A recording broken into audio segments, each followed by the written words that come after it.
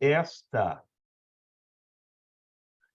é a quinta aula que vocês estão tendo sobre o tema planejamento tributário. Vocês já tiveram um encontro com a Bianca Xavier, com a Thaís, com o Sérgio André e com o Fábio Pelvezan, tá certo? Essa é a quinta aula. Eu, antes de entrar no tema, gostaria de dar, assim, um pouco da nossa visão sobre planejamento tributário, que, se o Pedro concordar comigo, eu diria que nós temos uma visão clássica do planejamento tributário, que, ou seja, eu não considero legítimo desconsiderar negócios jurídicos lícitos para se cobrar tributo, exigindo que esses negócios jurídicos lícitos tenham algo a mais do que o que é a essência do planejamento tributário. A essência do planejamento tributário lícita é o contribuinte se estruturar, se planejar, se organizar para pagar menos tributo. Esse planejamento pode ser induzido pela própria legislação ou pode ser fruto de estudo da legislação vigente, em que vai se encontrar meios para se pagar menos tributo.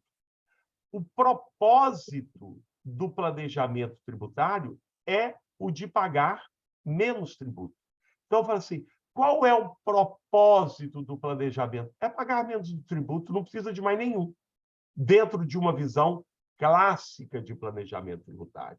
Então, por que Eduardo Maneira e Pedro Henrique Ribas se organizam em sociedade de advogados e não prestam serviço de forma autônoma? Dentre as razões, para pagar menos tributo. Na pessoa física seria 27,5%, na pessoa jurídica, 15%. Por que uma empresa uma indústria vai se instalar em Montes Claros, norte de Minas Gerais, e não vai se instalar em Uberlândia, no Triângulo Mineiro? Para pagar menos tributo, porque em Montes Claros há incentivos fiscais por estar a cidade na área da Sudene. Então, falou assim, aí não tem dúvida que a estrada perto de Uberlândia é melhor, que Uberlândia está mais perto de São Paulo, está mais perto de um centro de consumo, está mais perto que vai ter mais universidades, mais hospitais, mas eu vou para Montes Claros porque lá eu vou pagar menos tributo. Então, isso, dentre outros, chama-se planejamento tributário. Então, isso só assim, a título de introdução, mas já partindo para o final do exame do título que me foi proposto, essa história de obrigatoriedade de avisar sobre reorganizações societárias agressivas, essa obrigatoriedade inexiste e eu não sei o que significa juridicamente reorganização societária agressiva. Não há juridicidade nesta expressão. É antijurídica, não existe. Se vocês me disserem onde está normatizado este conceito de reorganização societária agressiva, eu vou ficar totalmente desautorizado para continuar a aula. Assim, não existe reorganização societária agressiva. Não há uma norma conceituando isso. Quer dizer, essa qualificação está na cabeça de quem? O que é reorganização societária agressiva? O que isso significa juridicamente? Né? Então, é dentro dessa visão que eu acho que é muito importante, assim, houve uma, na minha opinião, com todo respeito, uma involução doutrinária ao tratar o princípio geral fundamental do direito tributário, a capacidade contributiva, trataram a capacidade contributiva de uma forma que ela não deve ser tratada. O princípio da capacidade contributiva, como todo princípio constitucional tributário, a capacidade contributiva, bem como todo princípio, cumpre o papel de limitar o poder estatal de tributar. Aliás, a Constituição rígida, escrita, existe para limitar poderes, porque nós, cidadãos e contribuintes, não precisamos ter regras de limites de poder, porque nós não temos a detenção do poder. Quem exerce o poder que precisa de limites. O princípio da capacidade contributiva é escudo do contribuinte. Ele não é espada do fisco. Esse não é o papel de um princípio constitucional tributário. O princípio constitucional tributário ele funciona como escudo. Então, a capacidade contributiva, ela orienta a tributação, ela orienta a escolha de fatos que podem se tornar fatos geradores. Ela orienta a elaboração de normas que vão descrever hipóteses de incidência que, caso venham ocorrer, gerarão o dever de pagar o tributo. Além de orientar na escolha, por quê? Você só pode escolher fatos tributáveis que revelem capacidade contributiva.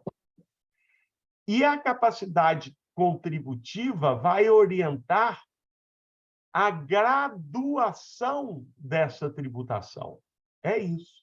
Agora, a capacidade contributiva não pode desconsiderar fatos lícitos para extrair de fatos não geradores o dever de pagar o tributo. Isso não é papel da capacidade contributiva.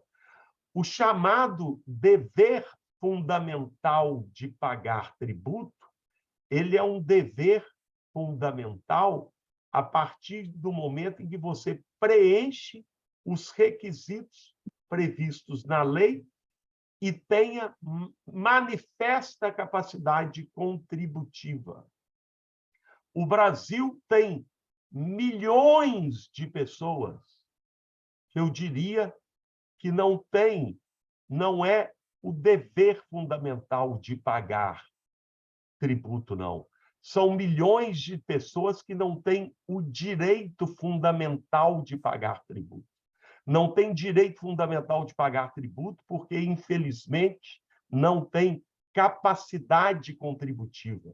São milhões de pessoas na linha da pobreza, são milhões de pessoas que dependem de Bolsa Família, que dependem de, não sei que nome tem hoje, dos R$600. Essa pessoa fala assim, ela não tem dever fundamental de pagar nada.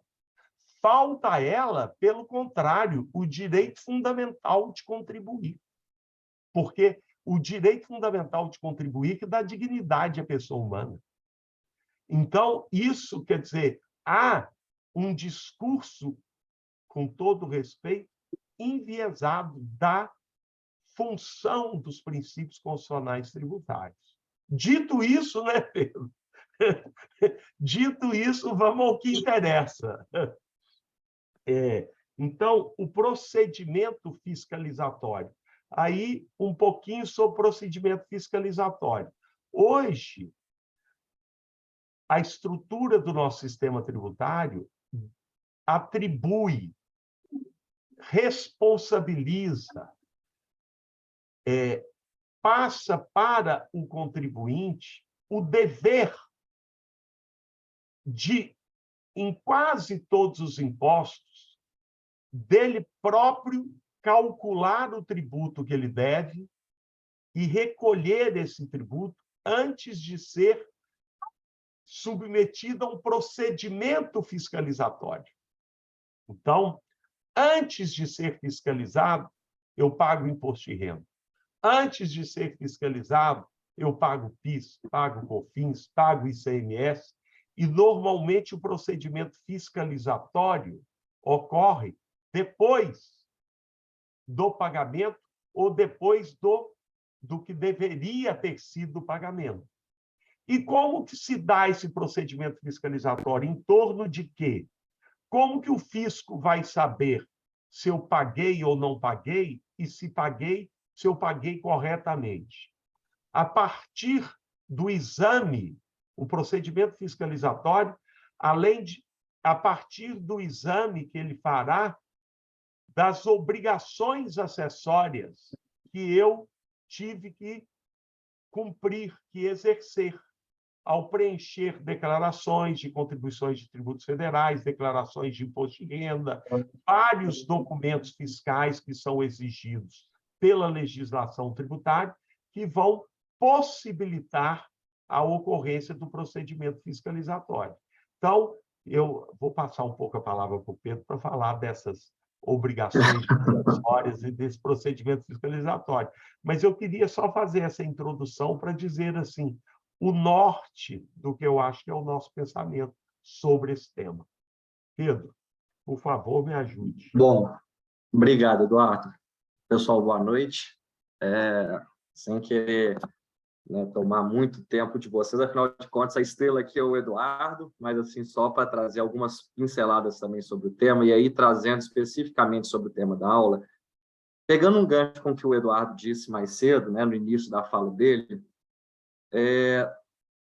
sobre o que seria, né, reorganização societária agressiva e fazendo também o gancho sobre a questão das obrigações acessórias. O ponto, para mim, principal, e aí o que o Eduardo bem disse, é uma imprecisão conceitual do que seria reorganização conceitual agressiva. Isso tem um contexto histórico até, mesmo porque foi uma abrasileiração, né, por assim dizer, a gente abrasileirou o BEPS, que todo mundo, não sei se vocês já ouviram falar, daquele programa da OCDE de Base Erosion Profit Shifting, que é justamente um programa da OCDE criado por países desenvolvidos e para economias desenvolvidas para evitar planejamentos tributários tidos como abusivos. E abusivos também são um menor rigor conceitual, era, na verdade, para transmitir a ideia daqueles planejamentos tributários que corroessem as bases tributárias dos países, as empresas corroessem as bases tributárias dos países onde elas estivessem situadas. É interessante, né, assim, pegando o gancho, né, justamente em relação às obrigações acessórias, que foi justamente em relação a essa imprecisão conceitual do que era reorganização societária agressiva, do que era operação tributária, do que era operação societária agressiva, do que eram negócios jurídicos eventualmente viciados ou com erros, que acabou gerando uma exacerbação do poder do fisco de apontar o dedo para o contribuinte e falar: eu considero isto abusivo ou não, eu considero isso agressivo ou não, a partir de determinados conceitos absolutamente vagos e imprecisos.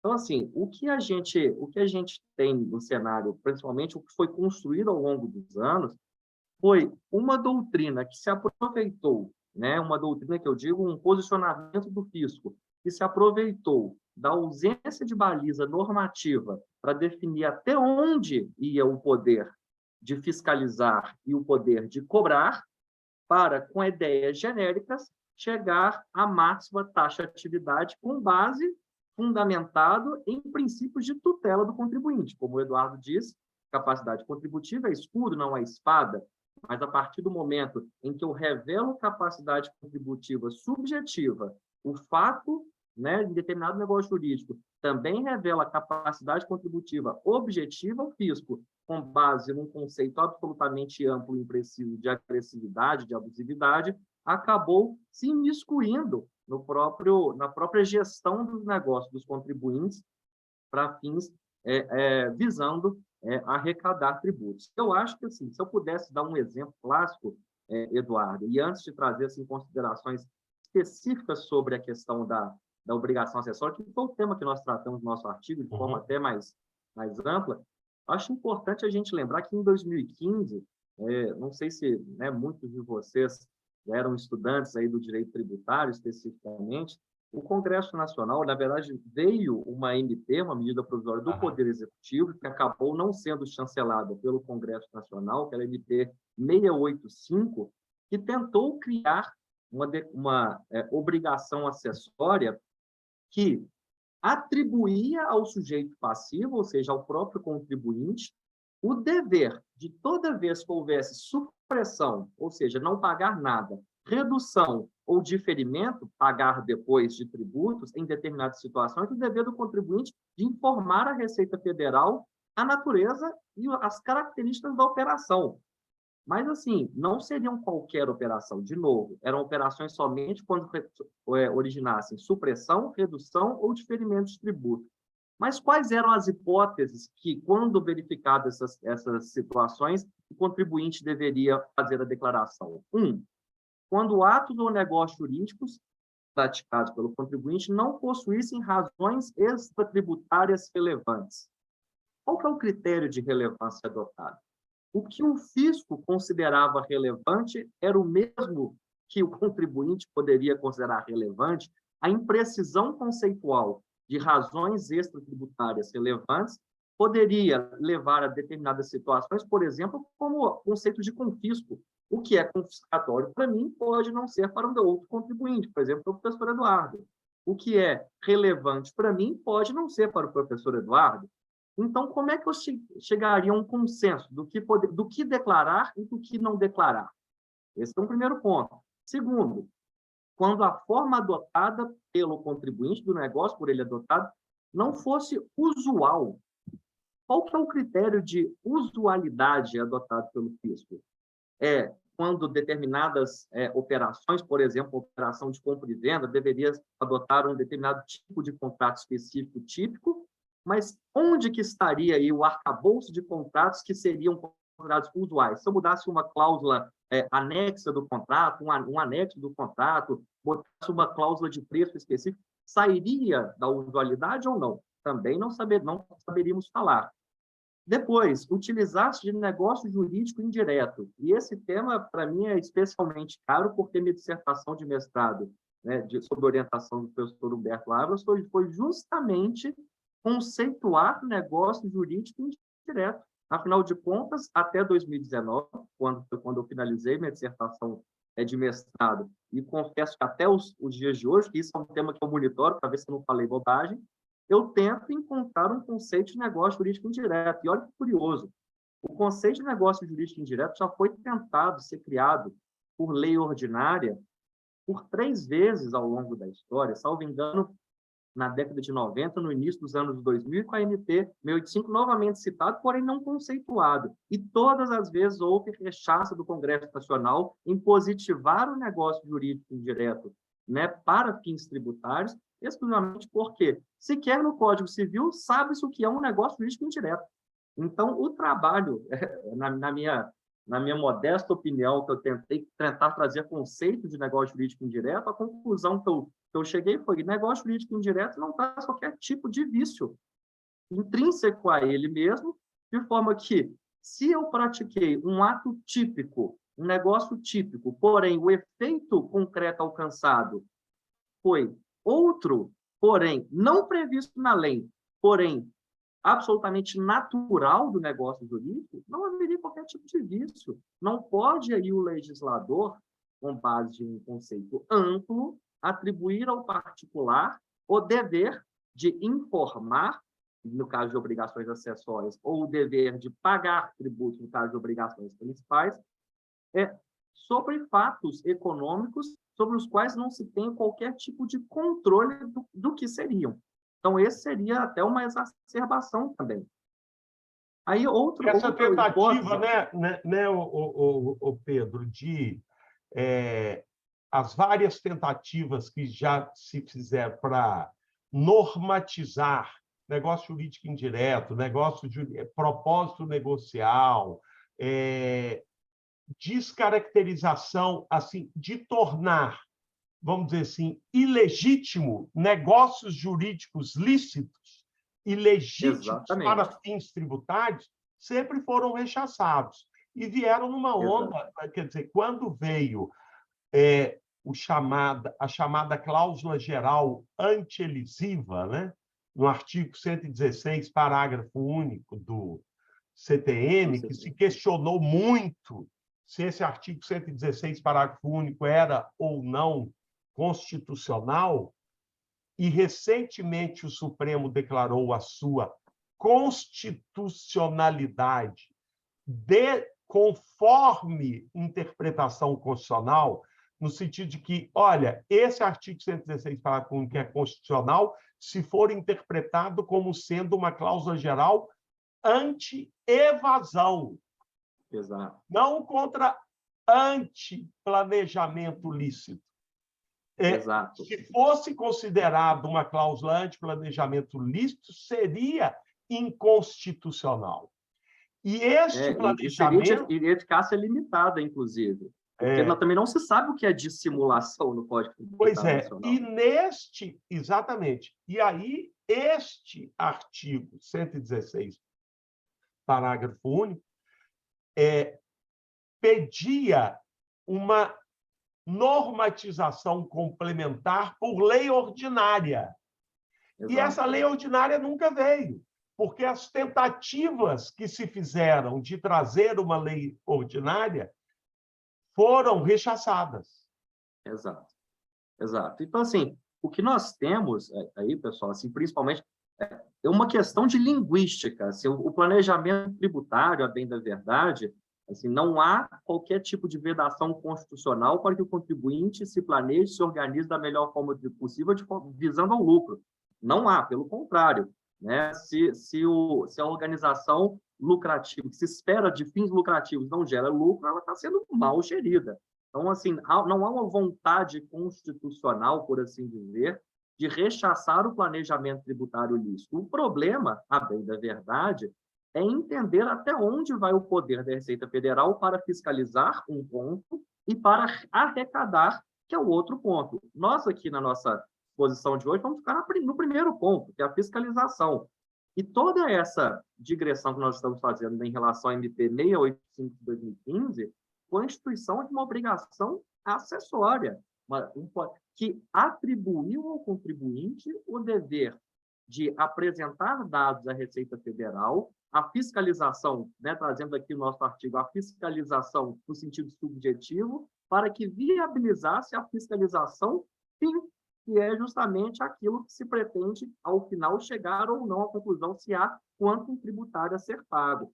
Mas como que o contribuinte pode saber o que declarar, o que fazer, não fazer, se o próprio dever a ele atribuído não é claro?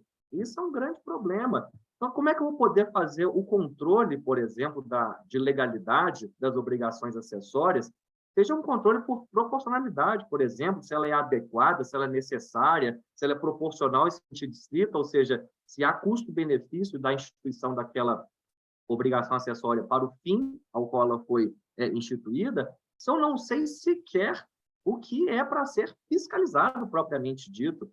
Então, a partir do momento que eu tenho essa vagueza conceitual daquilo que deve ser fiscalizado ou não, eu gero dois problemas de coordenação. Um problema de coordenação para o contribuinte que não sabe até onde pode ir e, não sabendo até onde pode ir, uma vez realizando os atos, o que deve declarar. E para o fisco, que foi algo que aconteceu de forma muito ampla nos países ricos, onde houve a instituição do BEPS, onde houve a criação de regras rígidas de combate ao abuso de planejamento, né? A abusos, a organizações societárias agressivas, etc., foi que houve um problema, que foi o seguinte: o fisco ficou exacerbado de trabalho, porque a regra deixou de ser informo na dúvida, informo somente quando houver dúvida, e a regra se transformou informo sempre por via de dúvidas. Então, assim, eu não vou correr o risco de, num planejamento tributário meu, mais simples que fosse, ou uma operação societária mais simples que fosse, correr o risco de ser multado em 150%, 225%, por eventualmente ter caracterizado uma ação dolosa tendente a suprimir, diferir ou reduzir impostos. O contribuinte não ia fazer isso. E o fisco, ao mesmo tempo, também não tem aparato fiscalizatório para olhar todo mundo e saber isso vale, isso não vale, até onde vale, por que vale, por que não vale. E mais, ainda tem, no Brasil, nós temos um problema também do próprio poder, das limites do poder de fiscalização. Caberia à Receita Federal falar que um determinado negócio jurídico é válido ou inválido? Isso não cabe à Receita Federal. Isso não cabe à Receita Federal. Isso cabe ao Poder Judiciário, exclusivamente ao Poder Judiciário, invalidar um determinado negócio jurídico. Não cabe à Receita Federal entrar nesse tipo de discussão. Então, e para fins tributários, não, mas para fins tributários ela pode requalificar. Até poderia requalificar dentro de determinados parâmetros. Mas quais seriam os parâmetros? Estes não foram dados na MP 1085, que sequer foi convertida em lei. E um ponto muito específico, nesta fiscalização, durante uma fiscalização de planejamento tributário de um determinado contribuinte, a Receita Federal também não pode pedir tudo para tentar encontrar alguma coisa. Ela tem que pedir tudo para encontrar apenas uma coisa que ela precisa investigar. Então, não venha, por exemplo, numa determinada fiscalização, e aqui Eduardo vai saber diversos casos do escritório nos quais nós trabalhamos, que é muito comum a Receita Federal, por exemplo, em operações de ágio, a Receita Federal identificar uma suposta irregularidade na forma de pagamento da operação. Bom, suspeitei que não houve pagamento em dinheiro, houve, na verdade, troca de ações, será que foi irregular ou não foi irregular? Será que teve laudo de avaliação ou não teve laudo de avaliação? Ela vai numa formalidade, mas durante a fiscalização pede tantos documentos que acaba atirando para outros lados. Falando, não, aqui, na verdade, você incorporou uma empresa errada, aqui não tinha propósito negocial, isso aqui é uma empresa veículo. Isso de forma absolutamente desproposital, expondo o contribuinte a um custo de conformidade absolutamente monstruoso e, muitas vezes, lavrando alvo de infração também absolutamente descoordenado, dificultando o próprio direito de defesa do contribuinte, em saber, com base em tantos fatos e documentos analisados, quais foram os pontos efetivamente questionados e quais eram as irregularidades eventualmente identificadas.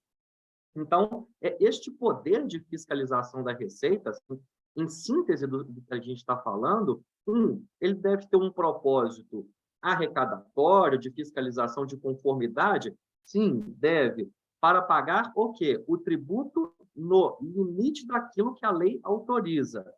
As imposições acessórias, as obrigações acessórias, não podem ser irrazoáveis ou desproporcionais de forma a atribuir ao contribuinte um ônus maior de conformidade que o devido e nem tampouco menor de forma que autorize operações adjetas. Mas para saber quanto pagar e como pagar, eu tenho que saber sobre o que pagar. Então, não vem a Receita Federal, eu digo aqui a Receita Federal porque acaba que os planejamentos tributários mais estudados são planejamentos tributários envolvendo tributos federais, tentar buscar cobrar e fiscalizar, impor obrigações acessórias sobre os fatos os quais sequer a Receita Federal, sequer o Poder Judiciário, por meio de sua jurisprudência, sequer a lei ou atos normativos, conceituam de forma precisa, de forma a garantir o mínimo de segurança jurídica, o que eles seriam. Então, este talvez seja assim, o problema não é só de pagamento, é de informação. É quanto pagar, o que pagar, e como declarar, quando declarar. Então, nós temos um problema de coordenação linguístico também, né, Eduardo? Acho que assim, essa Eu acho que é seria um importante, quer panorama. dizer, o que o Pedro colocou aqui, principalmente, foram as tentativas de normatização que pudessem dar respaldo legal, respaldo legislativo ou da legislação tributária para esse procedimento fiscalizatório pretendido pela Receita Federal, aqui dizendo, tratando a Receita Federal como um fisco de forma geral, mas, como bem dito, todas essas tentativas de normatização foram frustradas. Então, aquilo que se pretendeu com a medida provisória 685, de, vamos dizer assim, dizer o que seria um planejamento tributário agressivo, o que seria, dentro disso que o Pedro colocou, assim, o conjunto de operações realizadas no ano calendário anterior que envolva atos ou negócios jurídicos que acarretem supressão, redução ou diferimento de tributo. Então, assim, considera-se, poderia dizer, né, planejamento agressivo, aquele que acarreta supressão ou redução ou diferimento, e que deverá ser declarado pelo sujeito passivo quando os atos ou negócios jurídicos praticados não possuírem razões extratributárias relevantes. Nada disso foi aprovado. Então, para dizer o seguinte, se não foi aprovado, eu não posso hoje ser fiscalizado com base nessas premissas inexistentes em termos de legislação. E as obrigações acessórias, Pedro, assim, que você disse muito bem, eu vou fiscalizar tal tributo e eu vou verificar o cumprimento das obrigações acessórias pertinentes àquele tributo. Eu não posso... As obrigações acessórias, aí eu digo mais. Nós estamos vendo aqui uma ausência de normatização, mas eu não posso ter normas exigindo obrigações acessórias descasadas da obrigação principal. Eu não posso exigir, assim, vou dar um exemplo por absurdo, numa fiscalização de IPVA, que se comprove a propriedade do imóvel. Estou dando um exemplo por absurdo para dizer o seguinte, fala assim, olha, eu não tenho... O que tem o imóvel, a propriedade do imóvel com o IPVA? Eu não posso exigir do proprietário do veículo nada que não seja diferente ou que desvinculado do veículo. Exato. Então, Exato. eu não posso, na fiscalização do IPVA, pedir a declaração do imposto de renda, porque não tem nada a ver a base de cálculo do imposto de renda com o IPVA. Então, por que isso, apesar do absurdo dos exemplos, às vezes ocorre das obrigações acessórias terem desvinculadas da hipótese de incidência da obrigação principal. Tem que ter uma pertinência entre ambos, uma conformidade entre ambas as obrigações.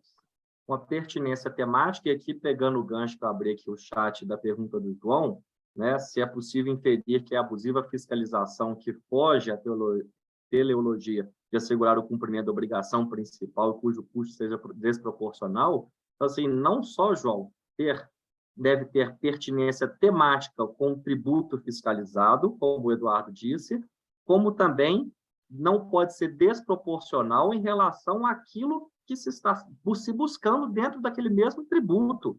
Então, por exemplo, existem situações um pouco mais sutis, mas igualmente difíceis de se combater, principalmente porque o CARF, por exemplo, tem uma posição muito restritiva sobre até onde há nulidade na fiscalização. Então, assim, quando eu estou fiscalizando uma empresa, imagina uma grande multinacional, por exemplo, uma empresa de telefonia, imagina a quantidade de ligações que ela registra nos sistemas contábeis dela todos os dias. Seria viável para o fisco, ou seria proporcional o custo inviável para o fisco fiscalizar exigir que, para fiscalizar um determinado período de imposto de renda, vamos pegar 2 anos, que a empresa apresentasse o relatório de todas as receitas auferidas por ligação por dia, é óbvio que não. Inclusive, não sei se você lembra, Eduardo, nós já tivemos um caso icônico, inclusive, no CARF, e aqui para os alunos, acho que é um caso interessante. Eu acho que, não sei se até foi uma intervenção sua ou do professor Daniel, que não está aqui hoje, que pediram, era num caso de valor realmente muito relevante, que pediram de uma determinada empresa de telecomunicação que ela juntasse os livros diários dela em meio físico. Aí a pergunta foi, bom, mas quantos prédios tem aqui o CARF? Só É para a isso gente mesmo. saber, a gente vai precisar de uns 30 caminhões de papel aqui e derrubar a floresta amazônica para imprimir tudo. E aí nós levamos em pendrive, né? Exato. E que era que eles não conseguiam abrir de tão pesados. De tão pesado. E, assim, e a pergunta foi, vocês vão realmente olhar linha por linha? Porque assim, é humanamente impossível. Ou seja, com esses dados, ela poderia alcançar a informação, o FIS poderia alcançar a informação que buscava? Poderia, poderia. Ou seja, o fim era adequado, né? Era proporcional no sentido adequação? Era. Mas era necessário? Claro que não. Existem N outros documentos que poderiam ser apresentados de forma muito mais simplificada para fiscalizar o mesmo tributo e chegar no mesmo resultado, do que uma exacerbação de apresentar um diário de uma grande empresa de telecomunicações. Ainda mais de meio impresso. Pediram de meio impresso no dia. Então, assim, e obviamente essa questão foi superada justamente por ser absolutamente desproporcional e inviável ser apresentado. Então, assim, trazendo essas considerações, então, nós temos aqui, acho que sintetizando o que nós colocamos no artigo, foi justamente isso. A fiscalização, ela deve sim ser pautada com vistas ao fiel cumprimento, né, daquilo que a lei obriga, ou seja, o fisco é uma atividade plenamente vinculada, que deve cumprir com o que a lei obriga, porém, no limite da lei, né? E no momento em que ele busca cumprir, né, recolher o tributo, que é a obrigação principal, constituir a obrigação principal, não pode abusar do poder fiscalizatório, seja por dificuldade de identificar aquilo que de fato vai fazer prova ou trazer um indício daquilo que ele está buscando, ou 2, trazer conceitos absolutamente amplos e absolutamente incontroláveis, né, juridicamente incontroláveis, argumentativamente incontroláveis, que aumente sobremaneira o seu poder sobre o contribuinte. Afinal de contas, assim, quem tudo pode, né, nada pode. Essa é a grande verdade. Quem tudo pode, nada pode. Então, quando a partir do momento que nós tínhamos um dever, um poder amplo do fisco de poder fiscalizar via medida provisória, situações de abuso, planejamento tributário agressivo, situações onde eram identificadas razões extratributárias relevantes, que nunca se soube o que era relevante ou não, forma não usual, que também não se sabe o que é usual, ou seja, deu um poder total ao fisco. Mas o que isso aconteceu? Quem tem todo o poder não tem poder nenhum. Afinal de contas, não, com isso, ele próprio não poderia saber até onde pedir, o que pedir, e para que pedir, tudo poderia ser contestado, tudo poderia ser né, contradito, por assim dizer. Então, assim, o tema das obrigações acessórias para fins o tema de planejamento tributário para fins de obrigações acessórias, as discussões são muito próximas daquelas para fins de obrigação principal, com a peculiaridade de que, quando estamos no campo da informação, quando não sabemos o que informar, quando informar e como informar, muito provavelmente também desembocaremos num conflito administrativo e, posteriormente, judicial com o fisco, que também não sabendo o que cobrar, quando cobrar, de quem cobrar, vai acabar cobrando errado. E vai ter aí um passivo fiscal a ser administrado, primeiro administrativamente e depois judicialmente. E aí, Pedro, complementando, vocês devem conhecer um professor que é desembargador do Rio Grande do Sul, o Leandro Paulsen, que tem um bom curso de direito tributário, tem um código também anotado, né? Não sei se é anotado, comentados, né? Constituição, estou vendo aqui, Código Tributário Comentados, do Leandro Paulsen.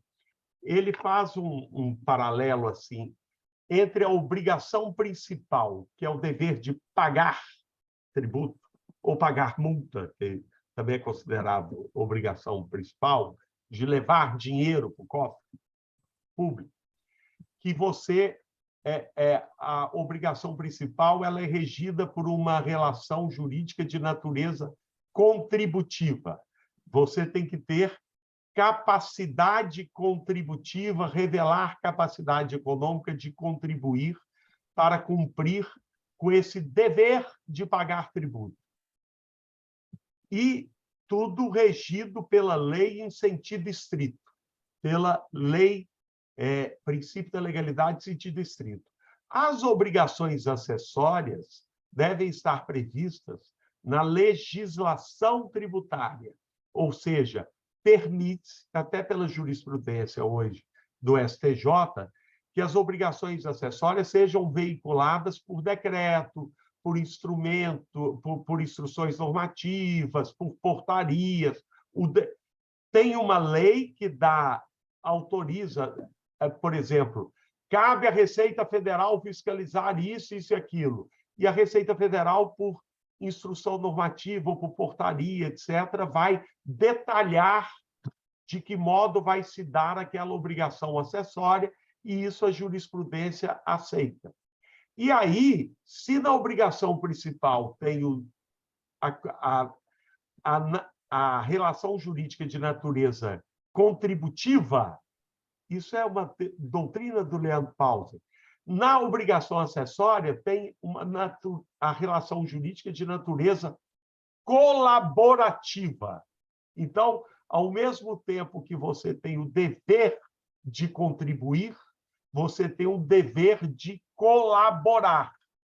Então, o que nós estamos dizendo aqui nisso tudo, quais são os limites fixados pela proporcionalidade desse dever de colaborar, porque não é um dever sem limites que possa extrapolar essa proporcionalidade, porque fica aí impossível de cumprir e fica, vamos dizer assim, passa aquele instrumental da obrigação acessória passa também a ser assim inútil para a sua própria finalidade, na medida em que ele se torna excessivo.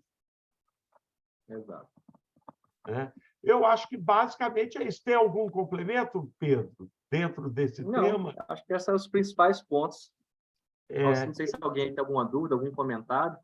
Porque isso que eu acho que assim, é fundamental dentro todo esse procedimento fiscalizatório, esses conceitos que foram trazidos aqui, aí, como eu disse no início, tem que ser também compreendidos dentro de uma visão doutrinária do que seja planejamento tributário, né, Pedro? Exato. Professor Eduardo. Desculpa, João, posso fazer uma pergunta? Pode falar, Paulo, sem problema. Tem uma pergunta também. Boa noite, professor Eduardo. Eu queria entender, por favor, como funciona isso quando a fiscalização ela pede uma informação que não necessariamente não é uma informação com relação contábil. Eu já vi um auto de infração que perguntava qual era a relação de uma determinada empresa com a fiscalizada. E aí, no caso, eu até perguntei assim, perguntei para minha chefe, né, qual que era a relação daquela pergunta. E ela também não entendeu por quê e também não tinha uma resposta a ser feita. Não tinha uma resposta concreta. Nesses casos, quando a fiscalização faz uma pergunta que o próprio contribuinte não entende por quê e não tem uma resposta exata, tem uma certa consequência disso? Se você não responder diretamente, tem algum risco com relação a isso? Ou é comum que sejam feitas perguntas que não tem muito cabimento? Assim? Aquela pergunta que você não compreende, né, dificilmente vai ter uma resposta ou vai ter uma resposta adequada, né? Aqui é uma questão interessante, Paulo, que assim, a obrigação principal, ela pressupõe, quer dizer assim, o sujeito passivo da obrigação principal por excelência é o contribuinte, tá certo? Mas, e aí nós temos, eu não vou entrar nisso, o sujeito passivo pode ser o contribuinte, pode ser o responsável, que vai ser uma terceira pessoa, por lei responsabilizada pelo pagamento, ou pode ser o substituto tributário. Muito bem, isso em relação ao pagamento de tributo. Pode ocorrer que, em relação à obrigação acessória, seja exigida uma obrigação acessória de alguém que não seja necessariamente contribuinte daquele tributo, mas que tenha alguma relação com o contribuinte. Então, por exemplo, pode-se exigir uma obrigação acessória de um cartório em relação a uma operação imobiliária da qual o cartório não vai ser o contribuinte, ele não está comprando nem vendendo o imóvel, mas ele pode ter que prestar alguma informação no sentido de obrigação acessória para se calcular aquele tributo. Você pode, às vezes, obter alguma informação do empregador em relação ao tributo devido pelo empregado, concorda, Pedro? Pode ser solicitado do Exato. empregador. E tem que tomar um cuidado, só pegando, né, nessa linha da pergunta, né, da sua resposta para a pergunta do Paulo também, o que tem que tomar cuidado é porque a Receita, né, aí o fisco tende a achar que a pergunta feita é pertinente ao objeto investigado. Se você se furta a responder, alegando ou, né, segredo de mercado, ou eventualmente o negócio não pode ser aberto por algum outro, e a Receita Federal ou o fisco eventualmente descobre que havia-se uma relação ali que era determinante para fins da constituição do crédito tributário, da obrigação principal, ela pode posteriormente vir a caracterizar que você praticou uma omissão dolosa e eventualmente majorar a multa em seu desfavor, por não contribuir com a fiscalização. Mas isso, obviamente, será debatido no processo administrativo, no processo judicial, porque vai ser uma análise vão ser versões de uma mesma história. De um lado, o fisco alegando que aquela informação era relevante, e do outro lado, o contribuinte alegando que determinada informação poderia não ser relevante para o correto deslinde ou para a correta formação do crédito tributário. Então, assim, se você detém, então, a priori, eu não descartaria a pergunta pelo simples fato dela pedir informação de terceiro, né, Pedro? Porque, eventualmente, pode ter pertinência. Pode ter alguma relação de responsabilidade, o negócio pode ter algum tipo de decorrência para esse terceiro. Então, assim, tem que ver, obviamente, o contexto, né, no qual foi feita. Né? Isso é muito caso a caso. Negar por negar não pode, obviamente, porque senão seria uma omissão dolosa. Negar justificadamente, aí teria que entra naquele negócio. Quem tem a razão vai ser discutido posteriormente. Mais alguém? Eu tinha uma pergunta, porque eu li o artigo de vocês e eu fiquei realmente muito intrigado com essa questão da abusividade, né, do poder exercido pelo fisco. E eu gostei bastante também do conceito trabalhado da questão da capacidade colaborativa, tendo aí como se fosse um paralelo em relação à capacidade contributiva, né? Eu nunca tinha parado para pensar dessa maneira, que realmente tem coisas que fogem à razoabilidade, à proporcionalidade, de forma que vocês falam que toda fiscalização, toda informação, tudo isso é custo, né? Para o contribuinte, tudo isso é custo para o empresário, essas informações não caem do céu, né? Isso tudo para ser produzido tem um custo, e que muitas vezes ele é desarrazoado, ele é fora daquilo que se espera e às vezes até extrapola a própria obrigação principal. Mas a minha segunda pergunta não seria nem em relação a isso, seria mais um diálogo, um debate que nós fizemos muito com os professores anteriores que vieram aqui, seria no sentido de que essa questão da capacidade contributiva, e nesse caso aqui eu posso até estender também esse conceito para capacidade colaborativa, como uma espada, nos termos que vocês usaram hoje, que eu achei tão interessante também, para o fisco, né? Eu acho que o Pedro caiu para mim, só para mim ou para todo mundo? Ele não está mais na minha tela. Pode ter caído. Pode ter caído, né? Não sei. Mas vamos lá. Voltou. Alguém pode desmutar ele, por favor? Posso fazer isso? Pronto. Aqui. Espera aí. O professor está mutado? Pronto. Oi, Pronto, voltou. Desculpa, gente, acabou a bateria do meu computador aqui, entrei correndo aqui pelo telefone. Não, sem problema, essas coisas acontecem. E aí, só para finalizar e concatenar aqui as minhas ideias, ficou tão longa que o Pedro até caiu no meio, né? Mas só para realmente concatenar, eu queria pedir a opinião de vocês sobre a utilização do argumento da capacidade contributiva para tentar invalidar, ou então, nesse caso, colocar aí a pecha de agressividade em um planejamento tributário. O que os senhores acham disso? O que vocês acham disso? Vocês acham que isso é totalmente descabido? Qual o posicionamento de vocês acerca disso? Eu vou ser bem claro, assim, João, assim, em relação ao papel do princípio da capacidade contributiva, eu penso o oposto do que pensa o Marco Aurélio Graça. Então, é exatamente o oposto.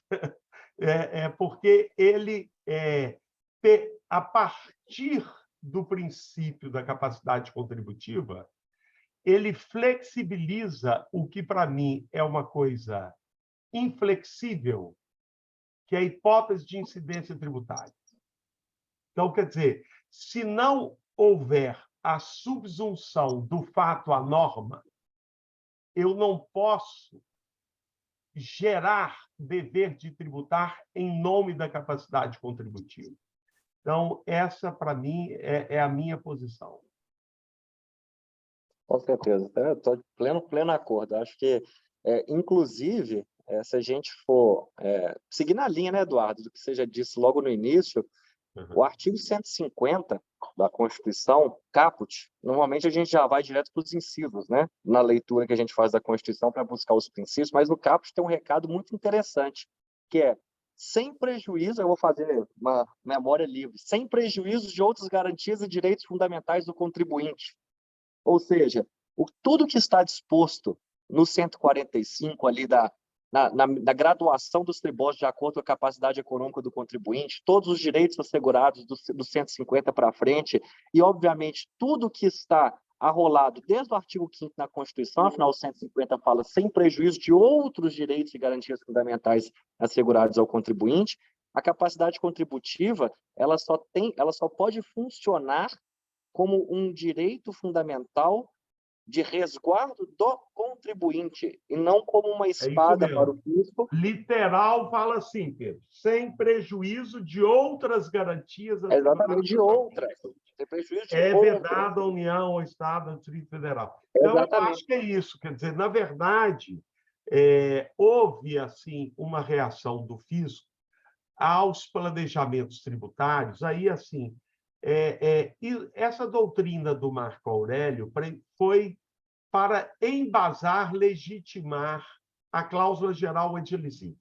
Então, o histórico é assim, eu posso, ao invés de eu verificar caso a caso e estabelecer uma norma fechando aqui aqueles vazios legislativos, eu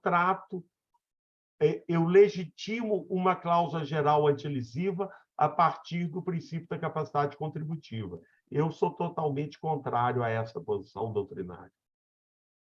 Eu estou plenamente de acordo também. Aí, eu diria até em termos de corrente, assim, mais ou menos, que fica mais ou menos... É difícil rotular, né? Mas, assim, nisso aí, mas, vamos dizer, a grosso modo, cá entre nós, né? eu sou, nesse aspecto, eu sou mais uspiano do que uergiano. Exatamente. Inclusive, eu ia fazer um comentário agora, Eduardo, que acho que para todo mundo que está assistindo, que tem interesse justamente de investigar, acho que é daquilo de mais novo que vem sendo discutido, sobretudo na USP. Tem um livro da professora Marta Toribio Leão, que foi a tese de doutorado dela, que foi uma contraposição justamente ao livro do Casal Tanabás, que o livro dela chama O Direito Fundamental de Economizar Tributos, em contraposição ao dever fundamental de pagar tributos do Casal Tanabás. E no livro dela, ela traz justamente uma síntese do pensamento, né, de diversos doutrinadores, principalmente do professor Humberto, sobre esses limites, seja, né, normativos, seja linguísticos, semânticos, etc., para defender o contribuinte contra a sanha arrecadatória do fisco, né? Bom, acho que essa questão da capacidade colaborativa, se houvesse, igual há, pelo que eu vi em outros países da Europa, se houvesse essa necessidade de avisar sobre um planejamento tributário que talvez seja um pouco mais ousado, isso estaria pela interpretação de vocês, talvez até da própria Marta Leão, né? Enfim, se isso poderia estar infringindo o direito do contribuinte, de como ela diz, economizar tributos, né? Esse é o título do livro dela.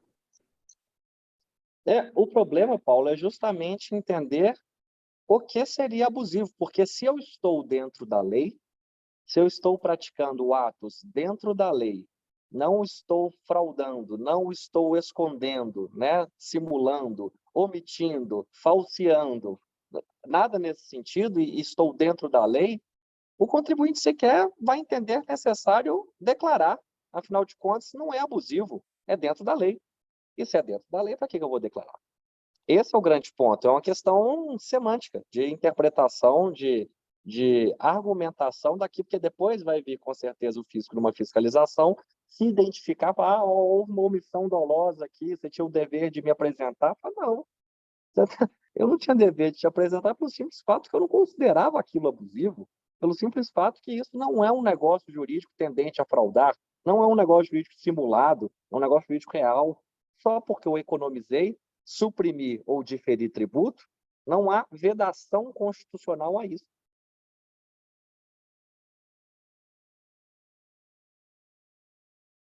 Bom, era esse ponto. Eduardo, mais alguma questão?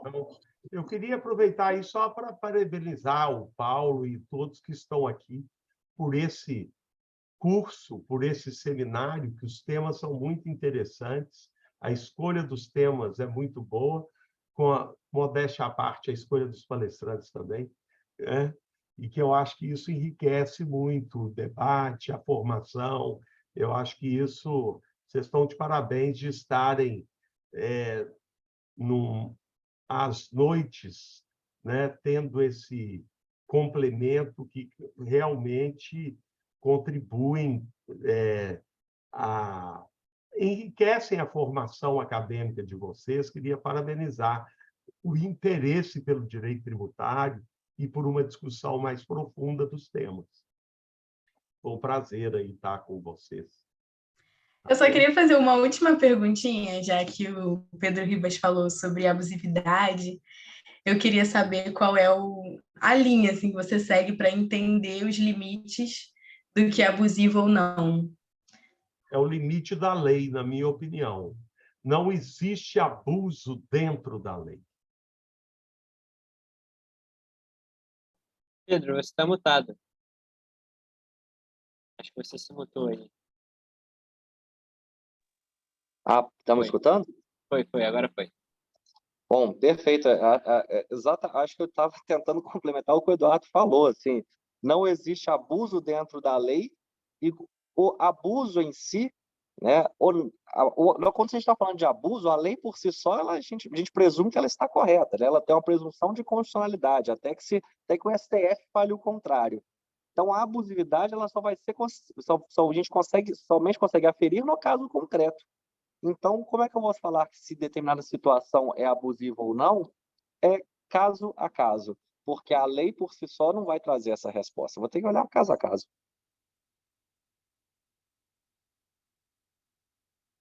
Perfeito, obrigada. Pessoal, uma última pergunta, já que a gente tem alguns minutinhos, é a pergunta que eu tenho sempre feito, porque vai ser o tema do meu TCC, em parte.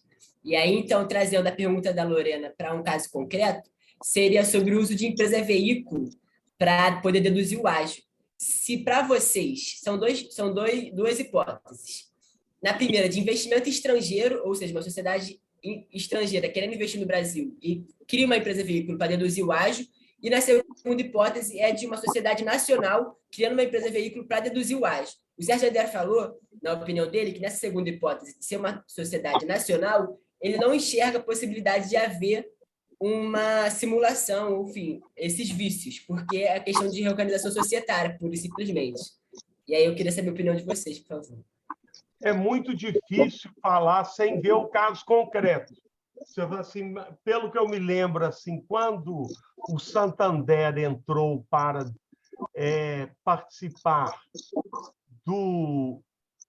da compra do antigo Banespa, o Santander, banco espanhol, se valeu de uma empresa veículo.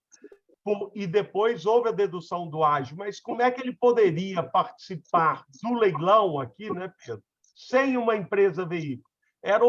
Societariamente era impossível a operação ser uma empresa veículo. Então tem que ver o caso concreto, para que finalidade, como é que fala assim, não, o Santander vai se instalar no Brasil, mas ele fala assim, mas ele não tem banco, ele só vai ter banco a partir do momento que ele comprar o Banespa, mas como é que ele compra o Banespa ser uma empresa veículo?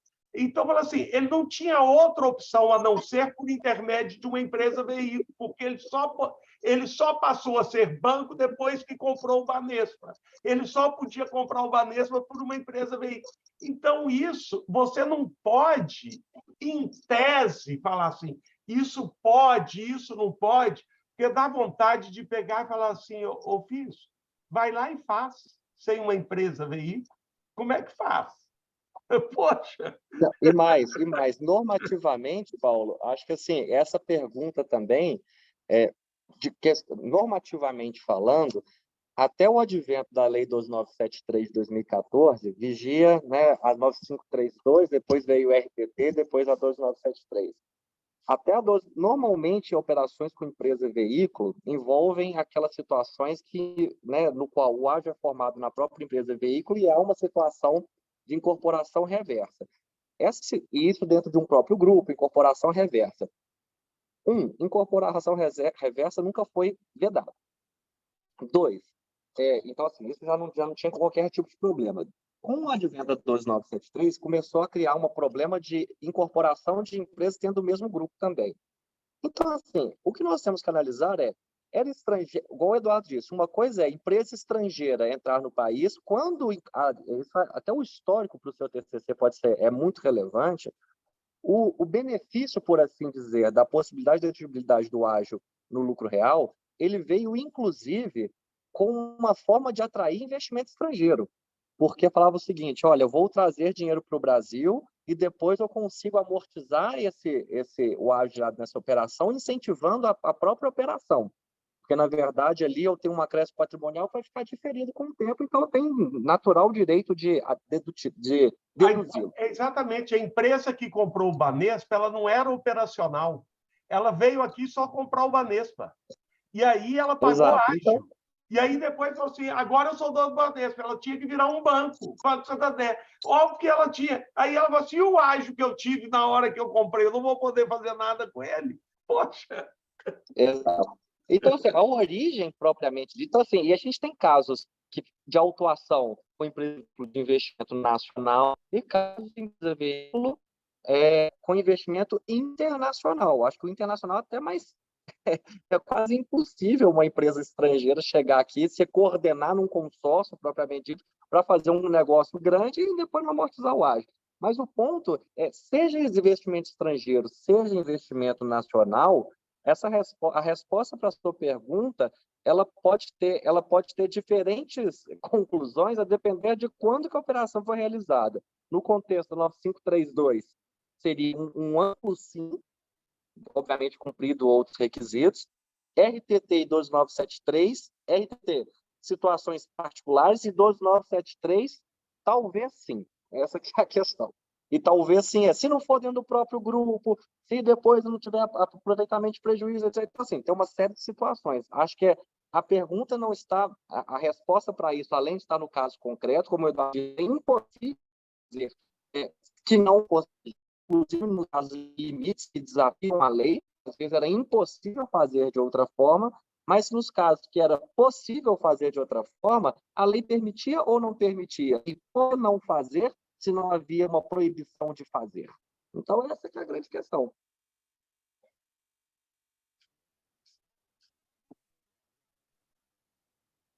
Tá certo? Acho. Tudo bem. Tá certo. Valeu, obrigado. Então tá bom, gente. Vamos encerrar?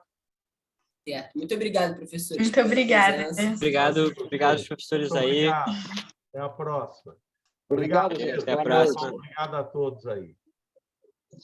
Boa noite.